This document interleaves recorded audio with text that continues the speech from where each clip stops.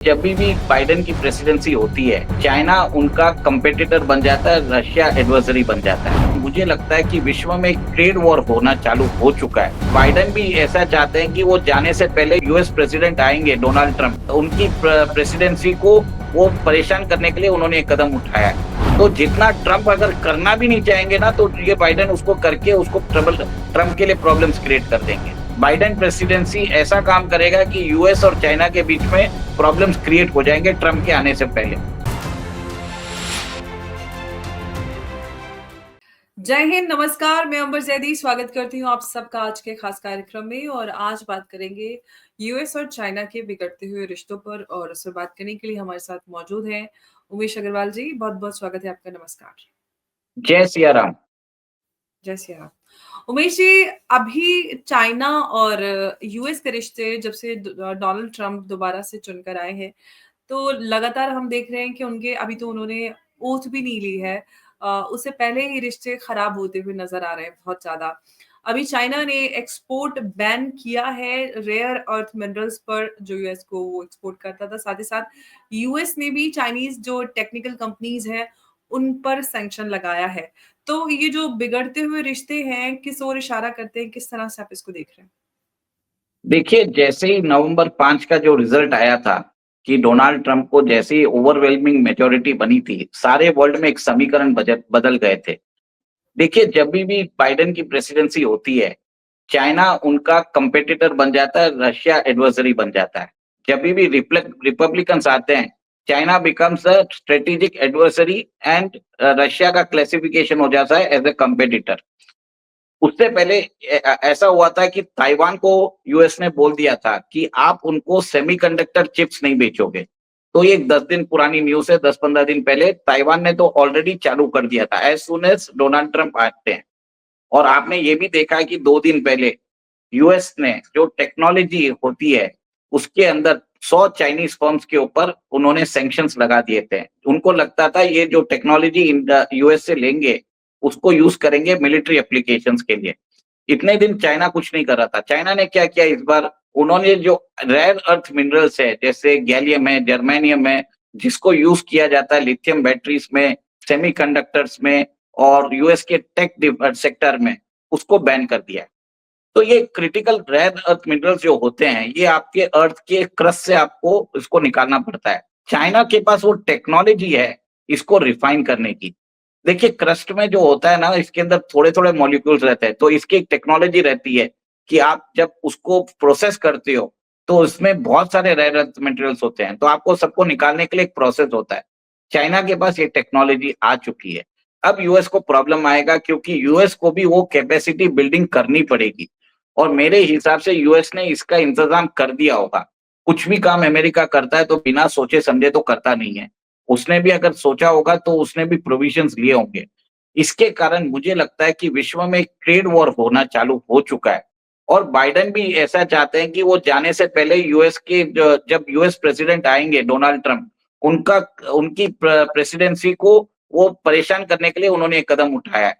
इतने दिन 4 साल से तक तो बाइडेन ने किया नहीं। Only during the end days of his presidency he is doing all this things. तो जितना ट्रंप अगर करना भी नहीं चाहेंगे ना, तो ये बाइडेन उसको करके उसको ट्रंप के लिए प्रॉब्लम्स क्रिएट कर देंगे। तो मेरे हिसाब से आगे जाके अगले 1 महीने में बाइडेन प्रेसिडेंसी ऐसा काम करेगा कि यूएस और चाइना के बीच में प्रॉब्लम्स क्रिएट हो जाएंगे ट्रंप के आने से पहले। तो ये आप देखेंगे, ये ट्रेड वॉर चालू हो जाएगा। और सेकंड, आपको ये भी चीज़ देखनी पड़ेगी, यूएस और चाइना के बीच में टेंशन्स ट्रेड के ऊपर नहीं है। उन्होंने तो चाइना को बोल भी दिया है कि अगर आपने ब्रिक्स की करेंसी को आगे किया तो मैं 100% टैरिफ लगा दूँगा।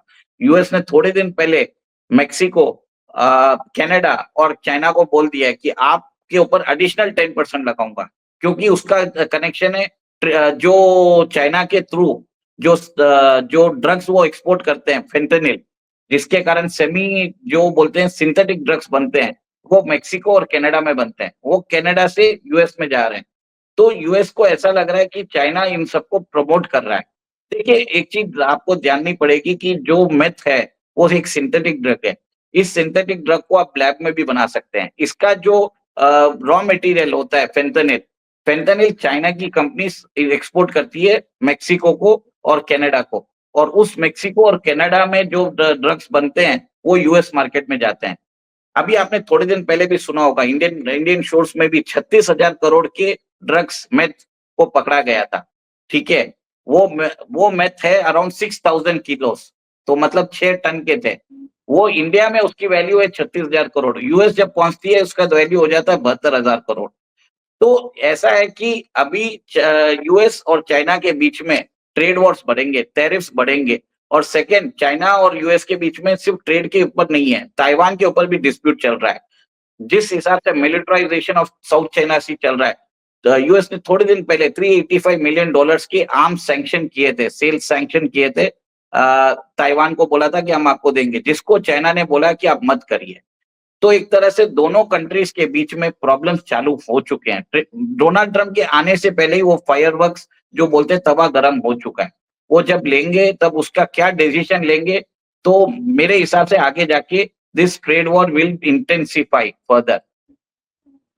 लेकिन जिस ट्रेड वॉर की आप बात कर रहे हो, जिस तरह से हम देख रहे हैं कि इंटेंसिफाई होता जा रहा है, तो इसका ग्लोबल इकोनॉमी पे हम क्या असर देखेंगे? वैसे ही हम देख रहे हैं कि रशिया चाइना वॉर और प्लस इजराइल और लेबनान और गाजा और ईरान जो कॉन्फ्लिक्ट चल रहा है, इसके चलते काफी कुछ ग्लोबल इकोनॉमी पे हमें असर देखने के लिए आया है नजर। अब जो ये फर्दर जो टैरिफ लगाने की बात जो डोनाल्ड ट्रंप ने की, ब्रिक्स को भी उन्होंने धमकाया, ब्रिक्स करेंसी को लेकर, प्लस जो चाइनीज टेक्नोलॉजी टेक कंपनीज है 200, उनको भी सैंक्शन किया जा रहा है। उधर से यूरोपियन यूएन सैंक्शन लगा रही है। तो ये जो सैंक्शंस का दौर चल रहा है, इसका ग्लोबल इकोनॉमी पे आपको क्या नजर आ रहा है सर? देखिए, सैंक्शंस का दौर तो 2 साल पहले ही चालू हो गया था। रशिया के ऊपर उन्होंने सैंक्शंस लगाए थे। आज Russia is the most sanctioned economy in the world. 17,000 sanctions है, ईयू और वेस्ट ने लगा दिया था। स्विफ्ट सिस्टम से उनको बाहर कर दिया था। उनके जो $300 बिलियन के फॉरेन एक्सचेंज रिजर्व्स है वो कन्फिस्केट कर दिया गया था। और उसी कन्फिस्केटेड जो फॉरेन एक्सचेंज रिजर्व्स है उसको यूक्रेन को एड के थ्रू दे रहे थे। तो रशिया ने भी ब्यूटीफुली चाल खेली। उन्होंने क्या किया, यूक्रेन के जो रिसोर्स रिच रीजन्स है उस पर कब्जा कर लिया। सेकेंड, रशिया ने भी एक ऑल्टरनेटिव पेमेंट मैकेनिज्म चालू करवा दिया ब्रिक्स के थ्रू, जैसे लोकल करेंसी में हम लोग ट्रेड कर रहे हैं।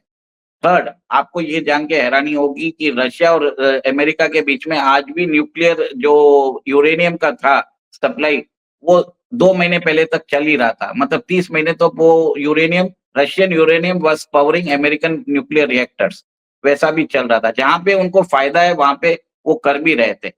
थर्ड, आपको ये भी जान के हैरानी होगी कि जो क्रूड $30 थी यूक्रेन वॉर के पहले तक, वो अचानक $70-75 चली गई है। अभी एक रिपोर्ट भी आई है कि जैसे ही रशिया और यूक्रेन के बीच में पीस ट्रीटी होगी, क्रूड का दाम गिरेगा। क्रूड का दाम is expected to reach around $40 in 2025। इसका एक अच्छा चीज होगा। बट सेकेंड, जो अगर ट्रेड वॉर चाइना और यूएस के बीच में बढ़ता है, तो इसके कारण बहुत सारे अमेरिकन इन्वेस्टमेंट्स, अमेरिकन इंडस्ट्रीज जो चाइना में हैं, they will look for alternative markets. वो जाएंगे वियतनाम, वो जाएंगे मेक्सिको, वो जाएंगे इंडिया। आपने अभी देख ही लिया है कि एप्पल ने अपना प्रोडक्शन जो डिजाइन है, जो सब चीज, बहुत सारे कंपोनेंट्स है, they have shifted to India. Even Tesla भी बोल रहा है कि उसको इंडिया में आना है। तो मेरे हिसाब से कहीं ना कहीं आगे जाके ग्लोबल सप्लाई चेन में एडिशनल चाइना प्लस वन एक एडिशनल होगा। लोग भूले नहीं है 2020 में जब वुहान वायरस जो चाइना से ओरिजिनेट किया था, उससे कारण सब लोगों, every other country was dependent on China. क्योंकि यूएस में क्या हुआ था, अचानक उधर सप्लाई सब लोगों ने होर्डिंग चालू कर दी थी सुपरमार्केट से। जो जो मटेरियल्स थे, जो फूड मटेरियल्स थे, जो भी उधर के सामान थे, रोजमर्रा के सामान, वो डिसअपियर होने चालू हो गए थे, क्योंकि अचानक ये वायरस का चीज आ गया। और एक चीज है, 2025 में बिल गेट्स ने बोला है कि वापस आ भी सकता है। तो यूएस जो ट्रम्प है वो ऑलरेडी अभी प्रिपेयर्ड है। उनकी प्रेसिडेंसी में उनको मालूम है उनको क्या करना पड़ेगा। आज अगर आप देख लें, यूएस का सबसे बड़ा ट्रेडिंग पार्टनर चाइना नहीं है, वो मेक्सिको है। और China is second largest, third Canada आता है। तो इसके कारण यूएस वहां पे काम करेगा जिसमें उसको फायदा है। अगर यूएस मेक्सिको से माल मंगवाता है, तो जो रॉ मटेरियल जो होते हैं वो यूएस खुद मेक्सिको भेजता है। वो जो इसके कारण उसको फिनिश प्रोडक्ट होके वो वापस यूएस आता है। तो यूएस का एक रेसिडुअल कॉस्ट में उसका कोई इतना फायदा, उसको कोई फर्क नहीं पड़ता है, क्योंकि only the value addition Mexico में हो रहा है। बट चाइना में क्या है, चाइना में बैक टू बैक प्रोसेसिंग भी है। चाइना के अंदर आप वो लिथियम, वो रेयर अर्थ मिनरल्स को माइन भी करता है, रिफाइन भी करता है, फिर उसको प्रोडक्ट्स में भी बनाता है, फिनिश प्रोडक्ट में पूरा फैक्ट्री लाइन उनके पास है। US is trying to create the same manufacturing capacity, तो उसको टाइम लगेगा, 10 साल लगेंगे, पर यूएस को मालूम है कभी ना कभी तो चालू करना है, और उन्होंने कर दिया है। अभी उन्होंने चिप्स एक्ट भी निकाले थे, जिसके अंदर उन्होंने बोल दिया जो ताइवान की कंपनीज है, they have to open their plants in America, तो जिसके कारण टीएसएमसी का प्लांट है मेरे ख्याल से 2026 या 27 तक आ जाएगा उधर। और जी। आपने एक और एक बात की थी ईयू का। देखिए ईयू का ऐसा है कि ईयू अभी नाराज है इंडिया से, चाइना से। क्यों मालूम है? Russia is the only economy in Europe which is actually growing at 2 या 3%. All other economies are in recession. आप देख लीजिए, जर्मनी में देख लीजिए क्या हुआ, वहां पे सरकार कोलैप्स हो गई, फ्रांस में सरकार कोलैप्स हो गई, ठीक है। जहां पे भी देख रहे हैं, ये दो मेन पिलर्स है, these are the main pillars of the European Union. और सेकेंड, जो रशियन गैस जो यूरोप जाती थी, वो नॉर्थ स्ट्रीम गैस पाइपलाइन, उसको अमेरिका ने उड़ा दिया था, और आज Europe is force to buy natural gas from America in tankers at 3x the price, जिसके कारण उनकी एनर्जी कॉस्ट बढ़ गया है, प्रोडक्शन कॉस्ट बढ़ गया है, उधर रिसेशन आ चुका है।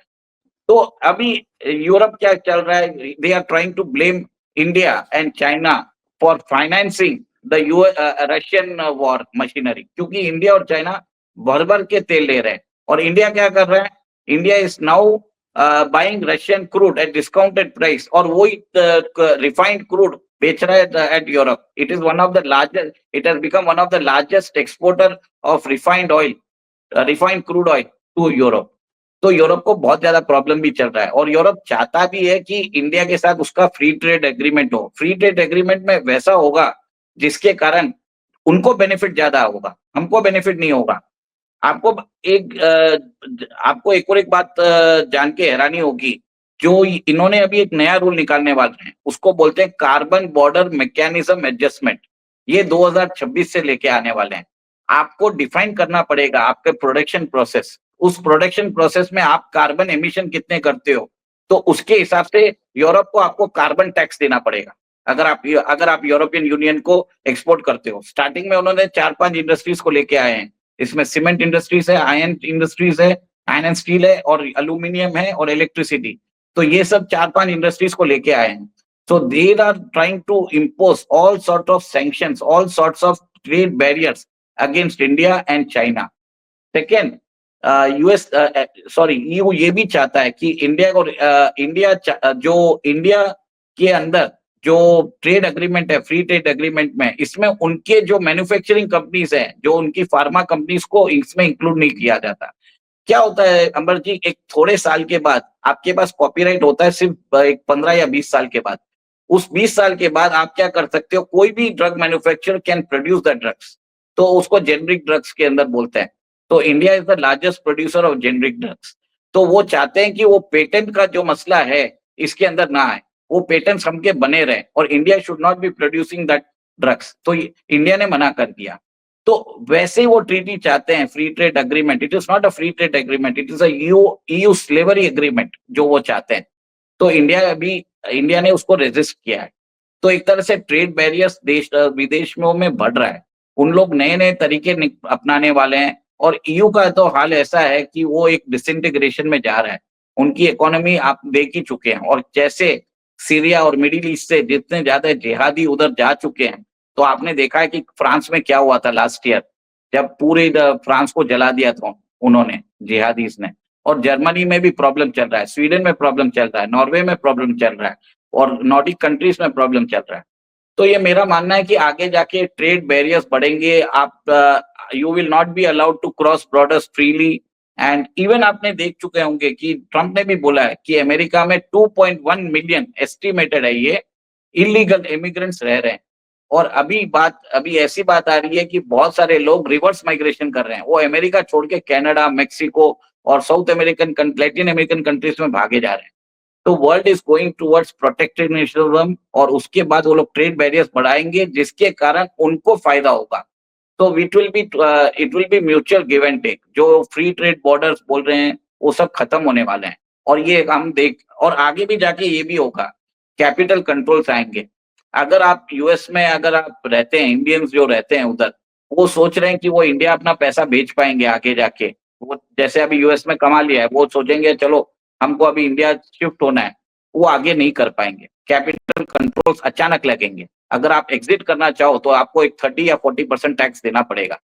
आप कोई भी आपने अगर अगर इंडिया में अगर बैंक अकाउंट खुलाते हो तो आपके ऊपर वो फैक्टा फॉर्म पे आपको साइन कराते हैं। तो आप वो चेक कर लीजिए वो क्या है। इसके अंदर ऑल द डेटा आप जो भी इधर करते हो it is being shared with US authorities. उनको सब चीज मालूम रहता है कि आपके फाइनेंशियल स्टेटमेंट्स क्या है। गवर्नमेंट इसको बात को नहीं मानेगी पर आप देख लीजिए, अगर आप गूगल करके देखेंगे FACTA तो आपको समझ में आ जाएगा। एग्जिट टैक्स चालू हो जाएगा। आप अगर आप अपनी इनकम या अपना वेल्थ ट्रांसफर करना चाहते हो वो हो नहीं पाएगा। नेदरलैंड ने तो ऑलरेडी प्रपोज कर दिया है एग्जिट टैक्स, और तो आगे जाके आप अपने पैसे भी उधर उस कंट्री से आप ले नहीं पाओगे। मतलब 2025 या 26 में ये भी आ जाएगा। तो सिचुएशन आगे जाकर और ज़्यादा गंभीर हमें होते हुए नज़र आ रही है जब हम अच्छा आपने एक फ्री ट्रेड एग्रीमेंट की बात की क्योंकि यूरोपियन यूके से काफ़ी लंबे वक़्त से बात चल रही थी जब ऋषि सुनक उसके पावर में थे तो उस वक़्त उन्होंने इंडिया भी आए थे और फ्री ट्रेड एग्रीमेंट को लेके काफ़ी इम्पैक्ट बहुत लंबे अरसे से रहा है। आखिर क्या वजह है कि ये जो अभी हमने यूरोपियन यूनियन की तरफ से जो 15 सैंक्शन पैकेज आया जिसमें इंडिया और चाइना और रशिया और कई सारे जो ऑफिशियल्स हैं उनको भी शामिल किया गया है। तो क्या ये फ्री ट्रेड एग्रीमेंट को साइन करवाने के लिए प्रेशराइज किया जा रहा है इंडिया को ताकि वो एग्रीमेंट साइन हो जाए इन सैंक्शंस का डरावा या धमकी देकर समथिंग लाइक दैट? देखिए देखिए इंडिया का जो डेमोग्राफिक डिविडेंड है, India is the largest consumer market as well. India के अंदर इनकम्स बढ़ने वाले हैं। We are projected to become a $10 trillion economy very soon. Okay, next 7 to 8 years, 2032 तक we might be becoming a $10 trillion economy. मतलब in another 1.5 years we will be adding $1 trillion to our GDP. तो सबको मालूम है कि India में रहना जरूरी है। तो इंडिया का जो जो मार्केट है, जो कंज्यूमर्स है, उनके लिए they want to design the trade pact which benefits their corporates rather than Indian consumers. तो यूके का भी वही प्रॉब्लम है। यूके चाहता है कि उनकी फार्मा कंपनीज इसके आगे नहीं रहे, वो और भी कंसेशंस चाह रहा है। तो अभी भी हमने देखा है कि यूके के साथ जो फ्री ट्रेड एग्रीमेंट है, it is not a free trade agreement, it is a UK save slavery agreement, जिसके कारण they want to exploit the Indians and to benefit their corporates. तो गवर्नमेंट ऑफ इंडिया की तरफ से पीयूष गोयल उसको negotiate कर रहे हैं। जितने भी ट्रेड एग्रीमेंट्स हो रहे हैं जिसके कारण उनको मालूम है कि कहाँ पे ट्रेड एग्रीमेंट करने से कहाँ से कंसेशन देना पड़ेगा, कितना देना पड़ेगा और उधर कितना हम ले सकते हैं। तो ये टाइम लग रहा है क्योंकि जब प्री ट्रेड एग्रीमेंट चालू हो जाएगा तो उसके कारण ट्रेड टैरिफ्स बहुत सारे प्रोडक्ट्स पे कम हो जाएंगे। तो मेरा मानना ये है कि this is just a ploy, और मेरे हिसाब से यूके के साथ हमारा फ्री ट्रेड एग्रीमेंट होना भी नहीं चाहिए। जो जैसा चलता है चलने दो, उनको ज्यादा जरूरत है, हमको जरूरत नहीं है। The moment we try to approach them तो वो दबाव दे देंगे। Let us ignore them completely. और जो कीथ स्टार्मर है आज के जो लेबर पार्टी के, he is a pro hmm, Pakistan person. अभी आपने देखा ही है कि यूके के अंदर ही अलाउड द खालिस्तानी रैली जो हुँ, ऑलरेडी चल रहा था, जो तो ऋषि सुनक के टाइम पे नहीं था। और आगे जाके ही is known to have a position which he opposes the abrogation of article 370 as well. तो ये लेबर पार्टी के थ्रू आप कुछ भी नहीं सोच सकते हैं। उनके जो लीडर थे जिम कॉर्बिन, आपको याद होगा, he categorically opposed all this thing. और लेबर इज हेवीली, जैसे डेमोक्रेटिक पार्टी है अमेरिका में, Labour Party in UK is heavily influence through Pakistan. तो मेरा ये मानना है कि इनसे ज्यादा हमको इनको इग्नोर करने में ही फायदा है। इनसे बातचीत में कोई फायदा नहीं है हमारा। हुँ, ओके। तो फिलहाल जो हम सैंक्शंस का दौर देख रहे हैं, हालाँकि पिछले कई सालों से हमने कई कॉन्फ्लिक्ट्स की वजह से सैंक्शंस देखे हैं, लेकिन अभी फिर से जो नए सैंक्शंस हमें नज़र आ रहे हैं, उसका क्या असर पड़ेगा आने वाले वक़्त में ग्लोबल इकोनॉमी पर, या फिर क्या फ़ायदा हो सकता है, या फिर इस कहते हैं आपदा में अवसर भारत के लिए क्या अपॉर्च्युनिटीज़ हो सकती हैं? ये भी बड़ा सवाल है। ये सवाल मैं आपसे पूछ लेती हूँ कि ये जो सैंक्शंस हैं, इसका क्या फ़ायदा भारत को मिल सकता है? जैसे यूएस चाइना पे लगा रहा है, चाइना ने एक्सपोर्ट बैन कर दिया, प्लस यूरोपियन यूनियन ने भी सैंक्शंस लगाए, तो इससे भारत के लिए क्या अपॉर्च्युनिटीज़ आगे मिल सकती हैं? देखिए, जैसे ही आपने देखा था अमेरिका ने रशिया पे सैंक्शंस लगाया था, तो इंडिया ने इसको एक अपॉर्च्युनिटी जैसे लिया। उसने डिस्काउंटेड ऑयल रशिया से खरीद के उसी ऑयल को हुँ, रिफाइन करके they are exporting to European Union, ठीक है? जैसे ही मेरे हिसाब से इन दोनों कंट्रीज के बीच में ट्रेड वॉर चालू होगा, तो वहाँ पे जो अमेरिकन कंपनीज इन चाइना है, वो माइग्रेट करेगी इंडिया की तरफ। ठीक है, उसमें हमारे को फ़ायदा है, अमेरिकन इन्वेस्टमेंट्स ज़्यादा आएँगे। अभी आपको डेटा बता देता हूँ, जो फॉरेन डायरेक्ट इन्वेस्टमेंट था, जो FDI investments inflows in the first 6 months, it has gone up by 45%। अभी $30 बिलियन का इन्वेस्टमेंट आ चुका है, net FDI inflows. It is expected to touch $60 billion in by the end of 2025। Second, China क्या करेगा? China ऐसा नहीं है कि चाइना ने कुछ किया नहीं होगा। चाइना 1 साल से सारे वर्ल्ड के विश्व के रॉ मटेरियल्स उसने अपने पास रख लिए हैं। मतलब उसके पास 1 साल का स्टॉक है। सब जगह आप देखेंगे इन्फ्लेशन बढ़ेगा, इसके कारण रॉ मटेरियल्स का दाम बढ़ेगा। चाइना के पास ऑलरेडी उसका पुराना साल भर पुराना उसके पास रॉ मटेरियल्स परचेज़ किया हुआ है एट ओल्ड प्राइसेस। तो वो क्या करेगा, वो फ्लड करने वाला है पूरे विश्व को Chinese product at discounted price, जिसके कारण industries across the world will not be able to compete with China. तो एक तरह से नया तरीके से इंटेंसिफाई होगा। इसमें आप सोच ही नहीं पाएंगे, फायदा जरूर कस्टमर्स का होगा, बट ऑन द कॉन्ट्रेरी, जब आपकी इंडस्ट्रीज खत्म होगी, then you will become dependent on China again. China का ये गेम प्लान है। Every other country knows what China is doing. Every other country will intensify the trade negotiation. आप देखेंगे, जहां पे भी होगा गिव एंड टेक की बात होगी। इसके अंदर माइक्रो मैनेजमेंट होगा प्रोडक्ट्स के ऊपर। तो बहुत सारे प्रॉब्लम्स आने वाले भी हैं, अपॉर्चुनिटीज भी हैं, और एक तरह से इन्वेस्टमेंट्स भी बढ़ेगा मेरे हिसाब से। जी, बिल्कुल देखते हैं आने वाले वक़्त में क्या असर नज़र आता है इन सैंक्शंस का, ख़ास तौर से इंडिया पर या फिर ग्लोबल इकोनॉमी पर। देखिए उमेश जी बहुत-बहुत शुक्रिया। जी, देखिए प्लीज़ आप देखिए अंबर जी, पहले क्या था, the role of geopolitics, geoeconomics के लोगों के रोल नहीं था, पर जिस हिसाब से आगे ट्रेड सैंक्शंस होंगे, evolving political geo political situations आ सकते हैं, तो पीपल आर नाउ आस्किंग कि क्या हो सकता है। There is an uncertainty. पहले क्या था, लिबरलाइज्ड फ्री ट्रेड एग्रीमेंट चल रहे थे, तो आप ट्रांसफर कर सकते थे पीपल, मनी, कैपिटल और गुड्स के ऊपर कोई सैंक्शन नहीं था। That was an era of liberalisation जो 1991 से 2020 तक चला था। अब आ गया है रेस्ट्रिक्शंस, अब आ गया है बैरियर्स, अब आता है कैपिटल कंट्रोल्स। तो इसके कारण बहुत सारे सिचुएशन, अनएक्सपेक्टेड सिचुएशंस डेवलप होंगे, ओवरनाइट होंगे, और उसका जो इफेक्ट है, उसको नापना, उसको तोड़ना बहुत मुश्किल हो जाएगा अच्छे-अच्छे एनालिस्ट के थ्रू भी। तो this is going to be a roller coaster ride. आज जो हम अपना एनालिसिस दे रहे हैं, वो आज के इवेंट्स के ऊपर दे रहे हैं, पर अनएक्सपेक्टेडली कुछ हो जाए, क्योंकि अब मेरे ख्याल से सुबह-सुबह उठ के आपको सबसे पहले ट्रम्प का ट्विटर अकाउंट देखना ज़रूरी होगा, क्योंकि ट्रम्प क्या करने वाला है, उसके बेसिस पे entire world economy will progress. आप देख लीजिएगा, बस इतना ही बोलूँगा। जय सिया राम, जय हिंद। जय हिंद, धन्यवाद बहुत-बहुत आपका।